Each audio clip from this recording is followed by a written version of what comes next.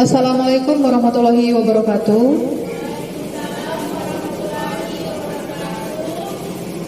Yang saya hormati Kepala Sekolah, Wakil Kepala Sekolah, dan Dewan Guru yang dapat berhadir hari ini. Alhamdulillah, pada hari ini kita dapat berkumpul di kantor kita yang tercinta dalam rangka Seminar Aksi Nyata Modul 1.4 Budaya Positif dengan judul Menyebarkan Pemahaman dan Pengalaman Penerapan Budaya Positif yang akan disampaikan oleh calon guru penggerak, yaitu Ibu Ulfa Raudah SSI. Kepada Ibu Ulfa Raudah kami persilahkan dengan segala hormat.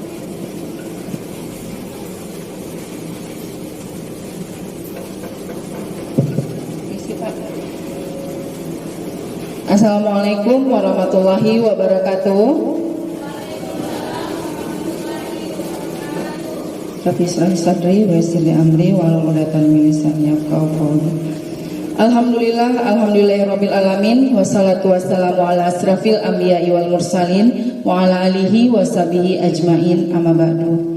Puji dan syukur kita panjatkan kehadirat Allah Subhanahu wa taala yang telah memberikan kita kesehatan serta kesempatan sehingga kita dapat berkumpul di sekolah kita yang tercinta ini guna untuk sehari seminar dalam acara menyebarkan pemahaman dan pengalaman penerapan budaya positif. Baik Bapak Ibu, untuk kegiatan hari ini mungkin ini hanya sekedar sharing saja. Mungkin apa yang saya dapatkan dari kegiatan guru penggerak saya selama sudah menjalani 1 bulan lebih, inilah yang saya dapatkan seperti itu. Jadi ini saya memberikan sedikit sharing ilmu kepada Bapak Ibu. Mungkin Bapak Ibu lebih lagi ilmunya daripada saya. Nah, jadi sama-sama kita di sini kalau memang ada kesilapan dari saya, mohon nanti bisa dikoreksi seperti itu Bapak Ibu. Tidak ada maksud dan tujuan saya mengajari ataupun saya menyakiti, tidak ada. Ini hanya sekedar sharing saja Bapak Ibu. Baiklah, selawat beriring salam tak lupa juga saya panjatkan kepada Nabi Muhammad SAW yang telah memberikan kita dari alam kegelapan ke alam yang penuh terang benderang ini. Yang saya hormati Bapak Kepala Sekolah SMP Negeri 4 Singkil, yang saya hormati Ibu Wakil Kepala Sekolah, yang saya hormati Ibu bagian kurikulum dan Bapak bagian kesiswaan serta Bapak tata usaha dan operator. Yang saya hormati Bapak Pembina OSIS dan seluruh rekan-rekan sejawat yang telah dapat hadir pada kegiatan kita hari ini. Baiklah Bapak Ibu, di sini saya akan menyebarkan pemahaman saya dan pengalaman penerapan budaya positif. Budaya positif adalah nilai-nilai keyakinan dan kebiasaan yang berpihak pada murid. Jadi budaya positif ini adalah nilai-nilai keyakinan dan kebiasaan yang berpihak pada murid. Kebiasaan yang disepakati bersama untuk dijalankan dalam waktu yang lama, bertujuan agar murid dapat berkembang menjadi pribadi yang berkarakter sesuai nilai kebajikan, yaitu nilai kebajikan kita saat ini adalah dari pemerintah, yaitu menjadi profil pelajar Pancasila. Nah, jadi budaya positif ini adalah nilai-nilai keyakinan dan kebiasaan. Jadi kesepakatan kita bersama di elemen sekolah ini, itulah yang nanti akan menjadi budif. Nah, bagaimana sih budaya positif ini dapat kita jalankan di sekolah kita?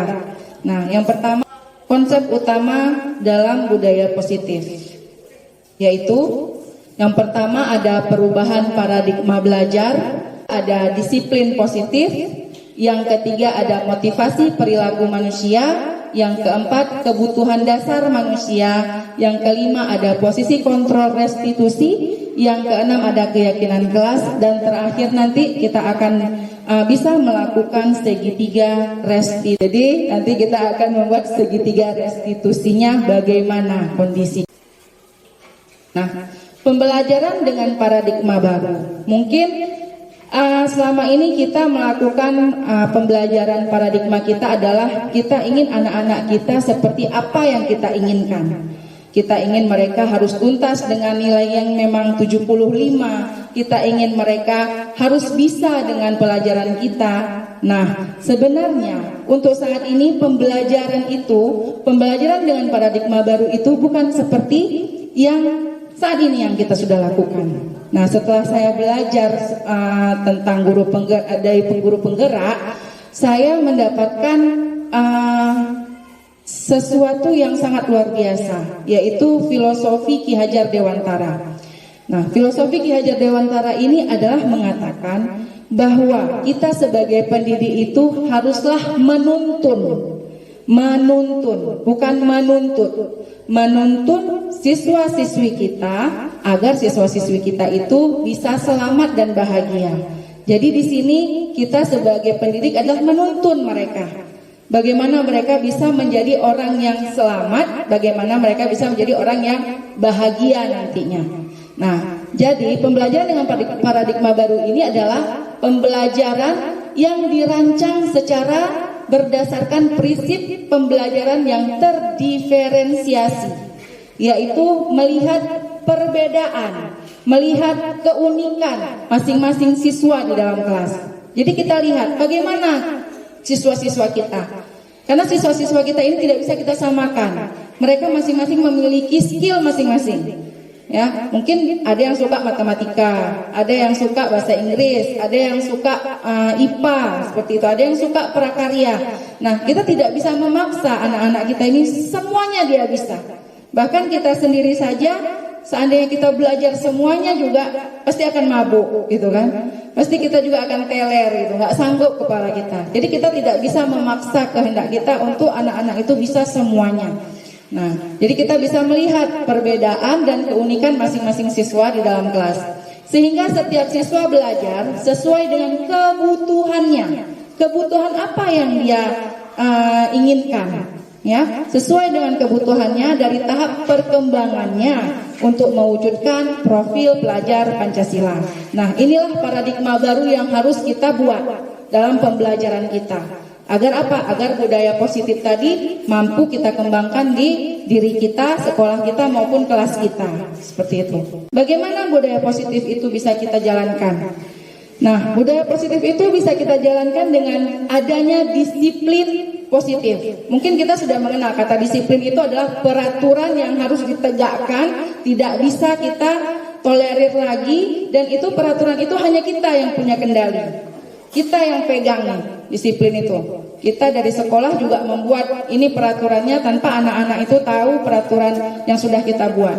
Ya. Nah, kalau disiplin positif itu adalah disiplin positif merupakan suatu cara penerapan disiplin tanpa kekerasan dan ancaman yang dalam praktiknya melibatkan komunikasi tentang perilaku efektif antara guru dan murid. Dalam penerapan disiplin positif ini, murid diajarkan untuk memahami konsekuensi dari perilaku mereka. Selain itu, disiplin positif juga mengajarkan murid rasa tanggung jawab serta rasa hormat dalam berinteraksi di lingkungan. Jadi, disiplin positif ini merupakan salah satu cara penerapan disiplin yang bertujuan untuk menumbuhkan kesadaran serta memberdayakan murid untuk melakukan sesuatu.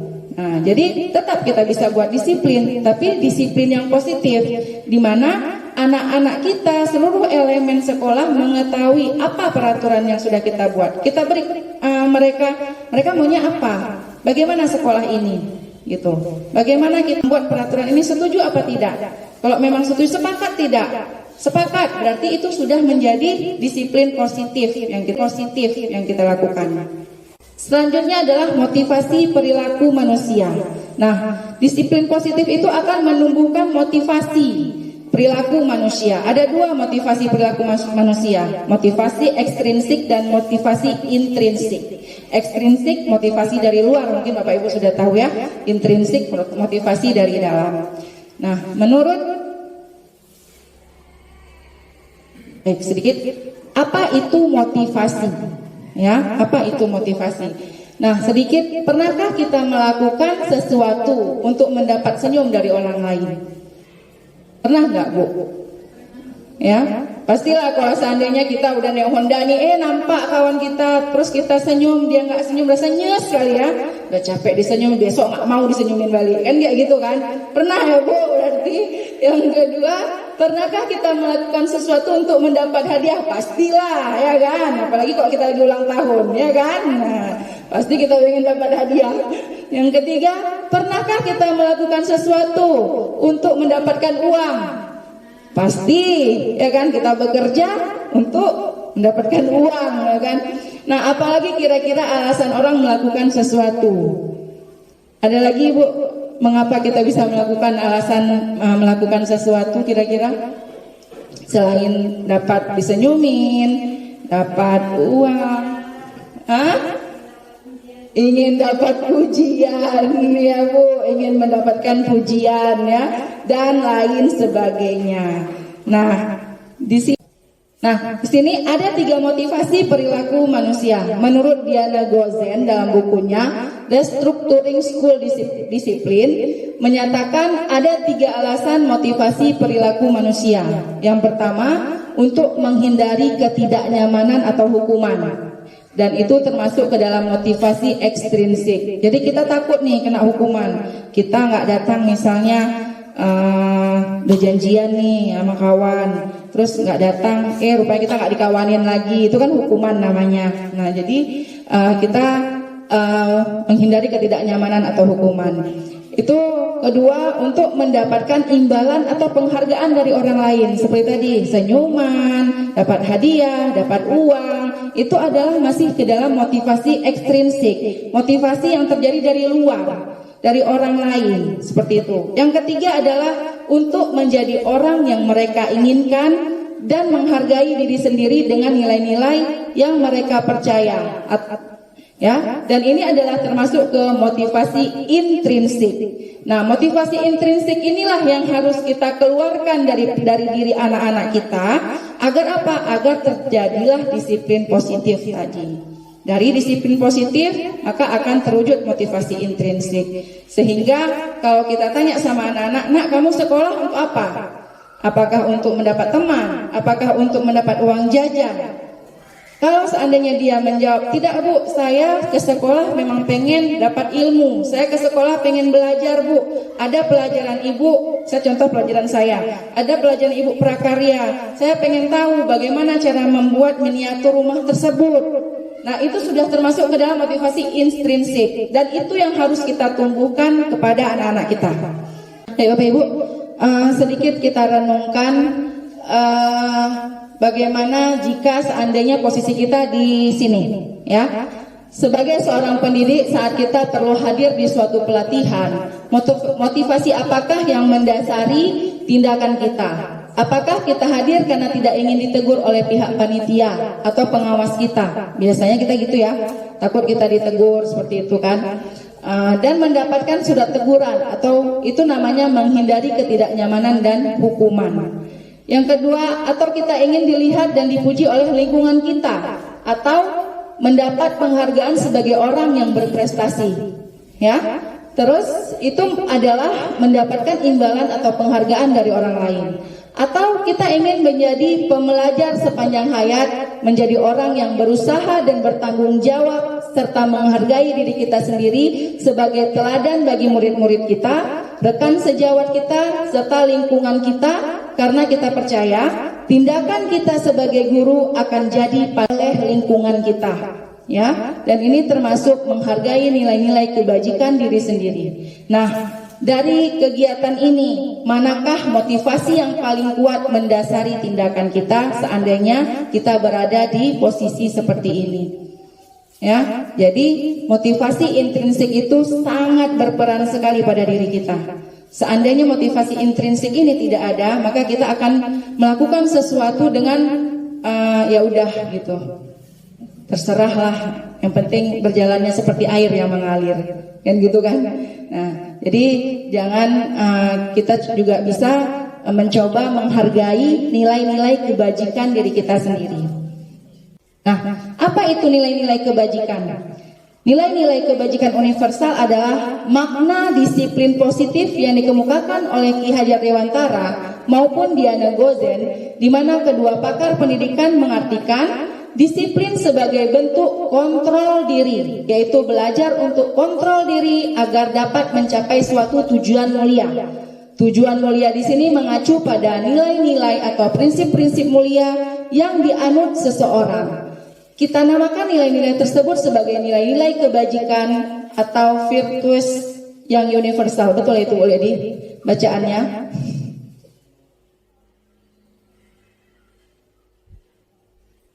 Nah, nilai-nilai kebajikan adalah sifat-sifat positif manusia yang merupakan tujuan mulia yang ingin dicapai setiap individu.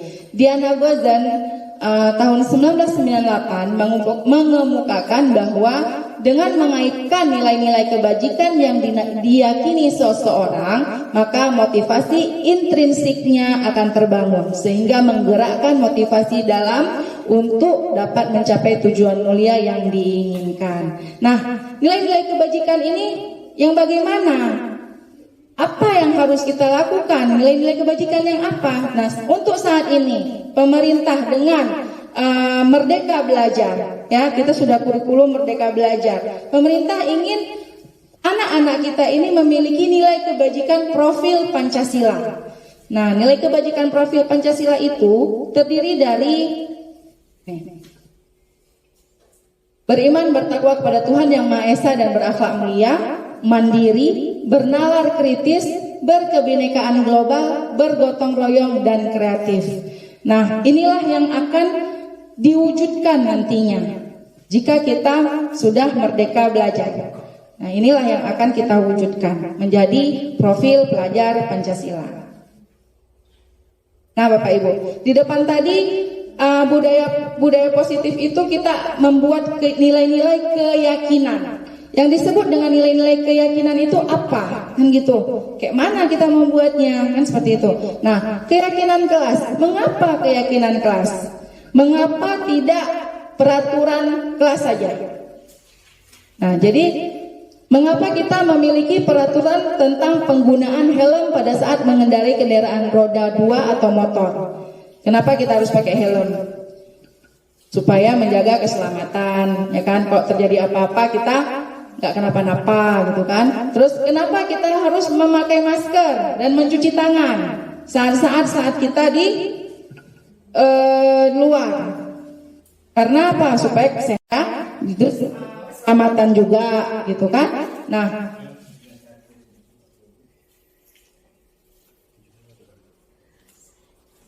nilai-nilai keselamatan atau kesehatan inilah yang kita sebut sebagai suatu keyakinan. Jadi kita meyakini dengan memakai helm kita selamat nanti kalau seandainya jatuh. Dengan kita memakai masker, mencuci tangan, kita akan terhindar dari penyakit-penyakit koronces tadi, ya kan? Nah, itulah yang menyebutkan keyakinan, yaitu nilai-nilai kebajikan universal yang disepakati secara tersirat dan tersurat, lepas dari latar belakang, suku, negara, bahasa maupun agama. Nah, bagaimana caranya kita melakukan keyakinan kelas? Nah, ini ada prosedur-prosedur keyakinan kelas kita. Bagaimana kita lakukan? Ya, yang pertama kita itu mengumpulkan semua anak-anak di dalam kelas saja, ya, dalam bidang studi kita. Kita kumpulkan anak-anak semuanya. Kita bilang, nah, apa sih yang kalian inginkan dari kelas kita? Silahkan tulis. Masing-masing kita kasih kertas. Silahkan tulis. Satu aja boleh. Misalnya mereka, Bu, berapa banyak? Satu juga boleh. Apa yang kalian inginkan dari kelas kalian ini? Sudah, setelah mereka tulis, kita tempelkan. Setelah kita tempel, kita lihat. Kan di situ kan dari 20 anak pasti ada yang sama. Pengennya kelasnya bersih, pengen kelasnya itu nggak ribut, pengen kelasnya itu nyaman, seperti itu. Nah, pasti akan sama. Nah, kesamaan tadi kita satukan. Kita satukan sehingga kita sepakati dulu. Anak-anak pengen bersih, pengen nyaman, pengen tidak ribut. Apakah kalian sepakat? Sepakat, Bu.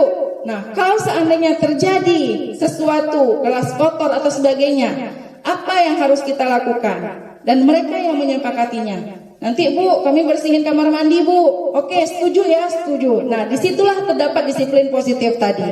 Jadi kita melakukan konsekuensinya ada. Setelah kita membuat peraturan tadi, mereka sudah tahu keyakinan kelasnya apa, ada konsekuensi yang mereka jalankan kalau mereka sudah melakukan kesalahan.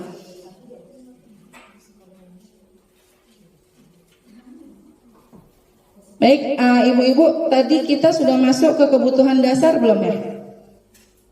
Belum ya? Oke, nah ini dia. Kebutuhan dasar manusia.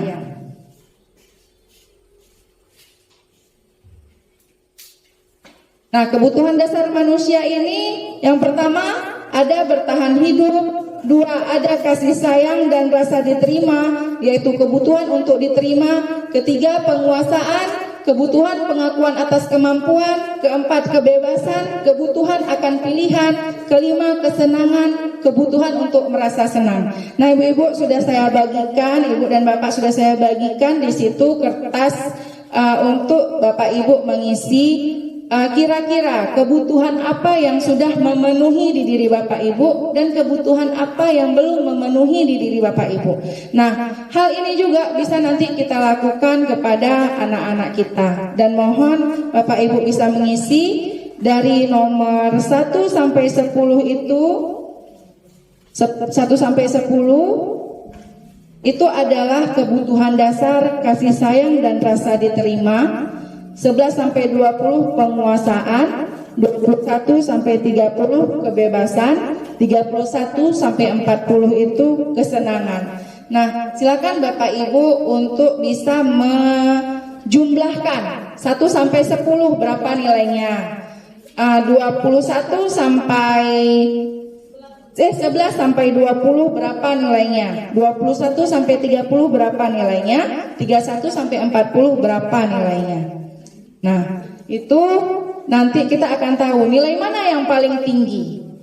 Berarti apakah nilai itu memang sudah benar-benar terpenuhi dalam kehidupan kita?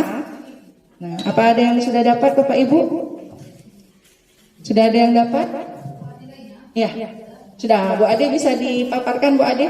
Saya lihat. Wow, luar biasa.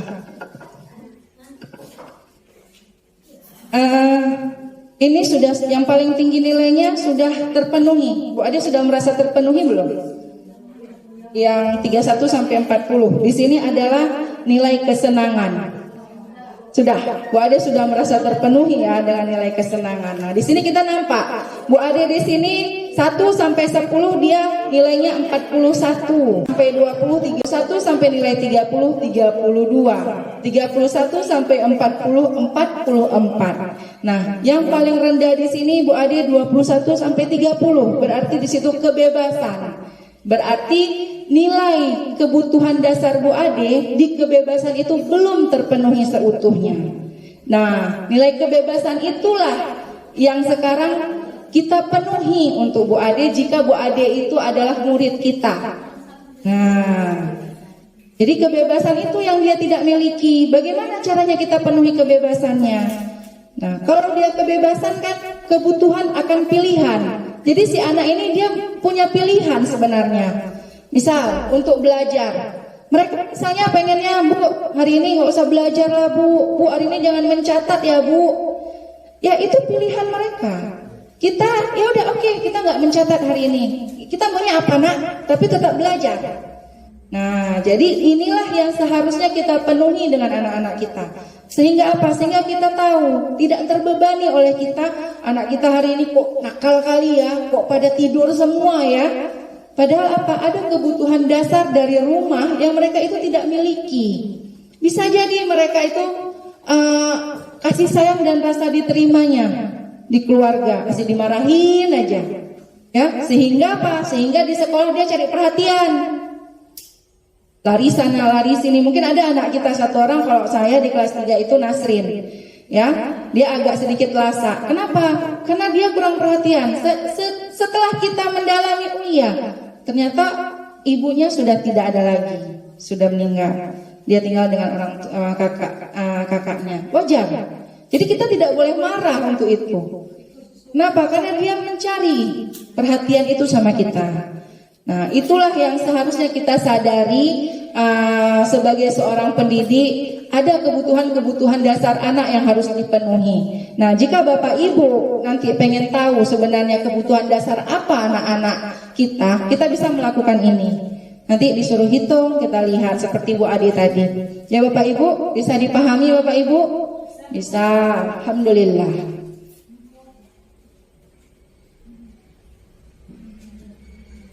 Baik, keyakinan kelas. Nah, sedikit saya ingin menunjukkan video kami setelah kami melakukan keyakinan kelas kami di kelas 9.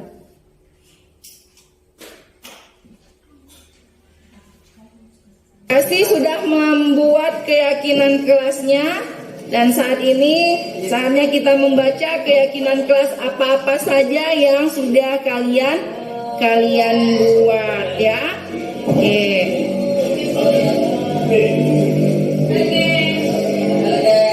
Itu anak-anak kita ya Bapak Ibu, yang nanti insya Allah mereka akan menjadi pemimpin-pemimpin Aceh Singkil khususnya. Amin ya Allah. Baik Bapak Ibu, nah setelah saya membuat seperti tadi, dapatlah keyakinan kelas 9 itu di pelajaran IPA, di pelajaran saya ya. Kami membuat keyakinan kelas, kesepakatan kelas kami adalah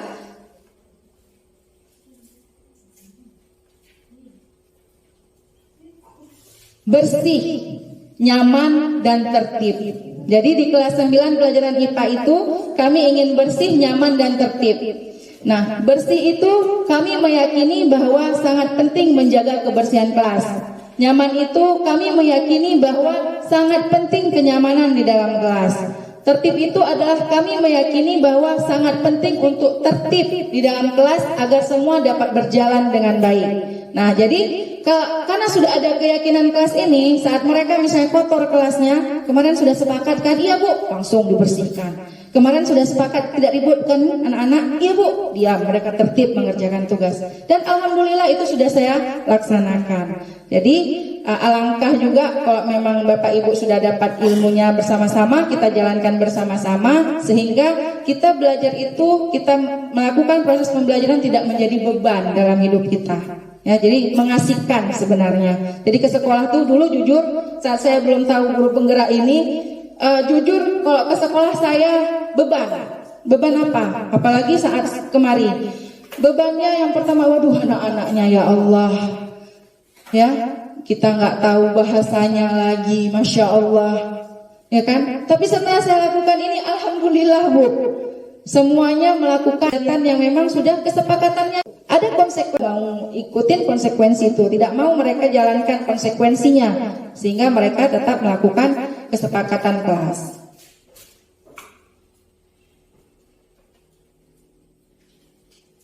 Nah, seandainya nih, sekarang kita kan posisi kontrol restitusi ini maksudnya adalah kita di sekolah itu kadang-kadang menjadi pemarah, kadang-kadang menjadi teman ya. Sebagai guru kita kan banyak ya, kita maunya menjadi apa Bapak Ibu di sekolah? Apakah kita mau jadi guru yang garang? Apakah kita mau jadi guru yang baik dan cantik, ya kan?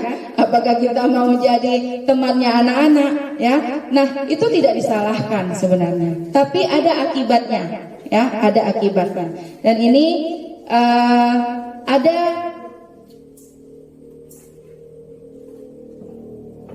lima posisi kontrol restitusi, namanya restitusi ya. Yang pertama penghukum, yang kedua membuat merasa bersalah, yang ketiga teman, yang keempat pemantau, yang kelima manajer. Nah, disinilah kita sebenarnya menjadi guru pengennya yang mana nih Ibu? Di antara kelima ini yang mana kita udah menjalankan?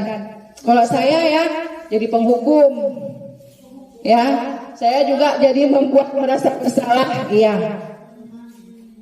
Ya, teman-teman saya jarang. Kalau ibu-ibu pemantau, teman, ibu teman, Bu Fitri pemantau, penghukum, Bu Resti penghukum, Bu Mardiana teman, penghukum, pemantau, Bu apa? Teman pemantau, Pak Fitra teman pemantau, Pak Delis pemantau, Pak Kaya mungkin jarang masuk ke kelas ya. Pak Kaya apa Pak Kaya?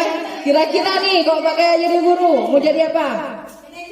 Teman. Oke, Bu Nur Leli Nur Aini, teman. Bu Mariana, teman. Bu Lady, teman. Oke, kita maunya menjadi teman gitu kan, yaitu tidak disalahkan. Tapi kita bisa lihat apa yang terjadi ya saat kita melakukan hal-hal seperti itu. Ya, apa yang terjadi? Nampak ibu-ibu? Nah, di sini ada penghukum, pembuat merasa bersalah, teman, pemantau, manajer. Ya. Nah, penghukum, pembuat merasa bersalah itu adalah perilaku kontrol yang negatif. Ternyata, ya, ternyata itu adalah perilaku kontrol yang negatif. Mengapa? Karena di situ, ya, kita itu menghukumi anak-anak, sehingga anak-anak itu dendam sama kita. Ya, terus yang kedua membuat merasa bersalah. Di situ kita menunjukkan kekecewaan yang mendalam. Ibu kecewa sama kamu nak. Kenapa kamu melakukan itu? Dan dia merasa bersalah untuk itu. Dan dia saya tidak bisa kembali lagi ke dalam lingkungannya saat kita melakukan hal seperti itu. Yang ketiga adalah teman. Ya, kita mau menjadi teman mereka, tapi kita tidak dihargai nantinya. Ya, kita nggak dihargai lagi. Kenapa? Udah jadi kawan orang itu, jadi nggak ada gitu, nggak ada harganya. Pemantau. Nah, pemantau ini sebenarnya dia sudah masuk ke perilaku kontrol positif, ya sama seperti teman, sudah masuk ke positifnya, tidak negatif. Dan dia juga motivasinya itu tapi dari luar, ya dari luar, tidak dari dalam dia. Dia tidak, kalau kita kasih kesalahan itu, dia tidak keluarnya dari dalam diri dia. Dari luar. Kenapa? Karena kita yang menuntut dia supaya kamu salah nak. Nah, seperti itu. Bukan dia memang mengakui kesalahannya. Seperti itu kan? Nah, jadi pemantau ini menghitung dan mengukur. Kita asik mengukur aja, menghitung. Jadi apa habis ini? Kenapa ini? Kenapa kamu kayak ini? Kenapa kamu kayak gitu? Itulah pemantau namanya. Nah, yang paling baik adalah manajer. Sebenarnya manajer. Nah, manajer ini adalah kita mengajukan pertanyaan-pertanyaan, ya. Dan itu sudah kita lakukan keyakinan kelasnya. Jadi kita tanya apa keyakinan kelas yang sudah kita kesepakati, ya. Dan kita tidak langsung menyalahkan dia. Ibu tidak menyalahkan kamu nak. Bukan kamu saja yang melakukan hal ini. Orang lain ada juga. Jadi kita tidak mengejudge dia terus seperti itu, ya. Nah, di sini akan sedikit ada video yang bisa Bapak Ibu lihat. Sampaikan Bapak Ibu tentang budaya positif yang harusnya kita lakukan di sekolah. Semoga kedepannya dengan paparan saya tadi ini, dengan ilmu-ilmu yang Bapak Ibu sudah miliki dari awal sebelum saya itu bisa kita terapkan di sekolah. Inilah Bapak Ibu, SMP kita ini bakal lebih maju ke depannya jika kita bersama-sama, ya. Jadi kita punya niat, punya tekad yang baik untuk bagaimana memajukan sekolah kita. Walaupun di sini kita anggap anak-anak kita ini adalah anak-anak yang istilahnya pemikirannya itu tidak apa ya istilahnya. Sebenarnya mereka bukan tidak tinggi pemikirannya. Cuma tidak kita asah karena sudah terbiasa. Ada kodrat alam dan kodrat zaman yang mereka dapati. Nah, kodrat alam ini apa? Orang tuanya, ya, dari orang tuanya mungkin tidak bersekolah dulunya. Maka anak-anak kita ini ya seperti ini kondisinya. Nah, tugas kita lah Bapak Ibu, ya, agar kita bisa mendorong semangat anak-anak kita, bisa berpikir lebih kritis, bisa menjadi orang yang bertanggung jawab, punya karakter yang baik, dan juga bisa berkemerdekaan global dan mandiri serta kreatif. Itulah dia profil pelajar Pancasila. Mungkin demikian saja yang dapat saya sampaikan Bapak Ibu. Lebih dan kurang saya mohon maaf. Jika Bapak Ibu ingin melihat video-video tadi, video-video kita juga, silakan Bapak Ibu subscribe channelnya atas nama Ulfa Raudah Bapak Ibu. Nanti juga ke depan kita buat channel SMP 4 Singkil ke depannya Bapak Ibu. Baiklah Bapak Ibu dan Bapak Kepala Sekolah yang saya hormati, demikian saja penyabaran saya ini, dan dengan kerendahan hati saya memohon maaf apabila ada kata-kata saya yang salah, ada kata-kata saya yang kurang. karena kebenaran itu datangnya selalu dari Allah, kesalahan itu datangnya dari saya. Dan mohon juga kepada Bapak untuk bisa merefleksikan kegiatan kita ini ke depannya, apa yang ingin kita lakukan di sekolah kita setelah kita mempelajari ini, Mbak. Terima kasih semuanya. Assalamualaikum warahmatullahi wabarakatuh. Assalamualaikum warahmatullahi wabarakatuh. Kata-kata puji syukur saya tumpahkan kepada pembicara di depan saya, Bapak Ibu yang dirahmati Allah. Pada siang ini kita telah sama-sama mengikuti pemaparan seminar yang disampaikan oleh guru kita Ibu Ulfa Rauda sebagai calon guru penggerak dengan judul penyebaran pemahaman dan pengalaman penerapan budaya positif bagi peserta didik kita. Alhamdulillah, terus terang sebagai pribadi saya banyak menerima masukan sehingga menjadi referensi bagi saya pribadi dan bagi kita semua sebagai pendidik di SMP Negeri 4 Singgiling. Hal yang paling mendasar bagi kita semua yang dipaparkan oleh Ibu Ulfa tadi adalah menyebarkan pemahaman positif, budaya positif di sekolah ini yang harus dimulai dari pribadi kita masing-masing.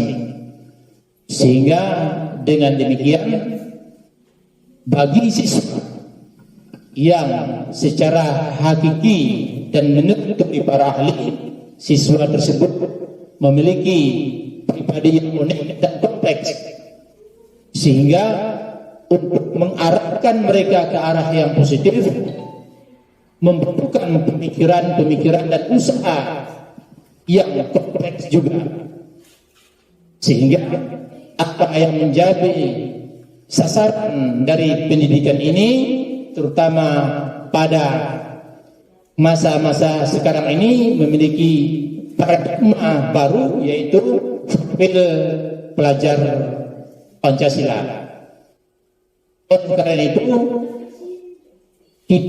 mari kita sama-sama merenungi dan memahami apa yang telah disampaikan oleh Ibu Ulfa tadi, sehingga menjadi bahan dan dasar kemajuan kita bersama dalam rangka mengembangkan sekolah yang kita cintai ini. Jadi kita semua memiliki pemahaman baru setelah pemaparan yang dilakukan oleh Ibu Ulfa tadi. Semoga ke depan sekolah kita akan bertambah maju dengan pendidikan guru yang kita miliki, yang sekarang ada calon guru penggerak, ada calon guru sertifikasi, dan ada calon guru pengajar praktik, sehingga ke depan ini menjadi modal bagi kita untuk bergerak maju ke arah yang lebih baik lagi dalam rangka memenuhi tanggung jawab kita baik secara moral maupun secara konstitusional. Demikian harapan dan pandangan saya, semoga ini tercapai dan terlaksana. Amin ya rabbal alamin. Demikian, wassalamualaikum warahmatullahi wabarakatuh. Dari guru satu orang, Bapak Ibu, ada yang bisa memberikan refleksinya sedikit saja.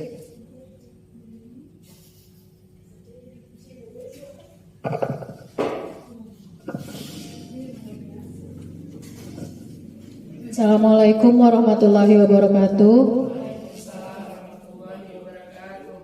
Terima kasih atas kesempatannya. Jadi sedikit refleksi dari saya sebagai guru. Jadi sangat memberikan masukan sekali kepada saya pribadi tentang pembelajaran Pancasila ini, di mana selama ini saya pribadi tidak pernah mendengarkan masukan dari murid, tidak pernah mendengarkan keluhan atau curhatan dari murid. Jadi sebagai guru saya mungkin saya sedikit egois, hanya keinginan saya sendiri yang saya kedepankan. Jadi kedepannya mungkin saya bisa menjalankan tentang penerapan budaya positif ini dengan mendengarkan keluhan dari siswa, keinginan dari siswa sendiri. Mungkin hanya itu saja. Terima kasih. Saya kembalikan.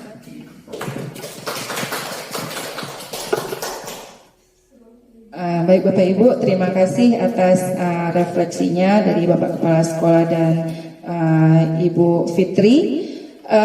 Baiklah Bapak Ibu, mungkin ini saja yang dapat saya sampaikan. Lebih dan kurang saya mohon maaf. Satu hal yang ingin saya sampaikan, jangan takut menjadi guru penggerak, jangan takut mencoba untuk menjadi calon guru penggerak. Karena apa? Karena ilmunya sangat bermanfaat. Baik Bapak Ibu, saya kembalikan lagi kepada Ibu pembawa. Baiklah Bapak Ibu, terima kasih. Saya kembalikan kepada Ibu Ade. Wabillahi taufiq wal hidayah. Wassalamualaikum warahmatullahi wabarakatuh. Terima kasih kepada Ibu Ulfa Raudah SSI atas pemaparan seminarnya hari ini.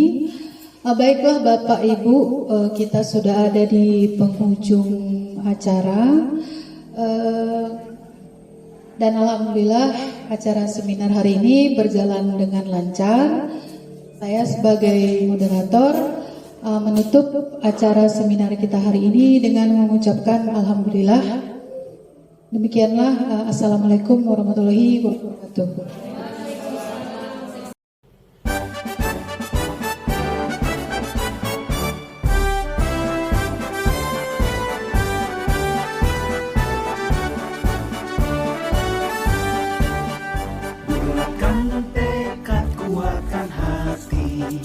Negeri ini memanggilmu kawan, belajar bergerak berbagi untuk negeri, guru penggerak majukan pendidikan, guru penggerak menghamba para murid, kreatif rancang pembelajaran, hargai potensi tingkatkan prestasi, lahirkan profil pelajar Pancasila.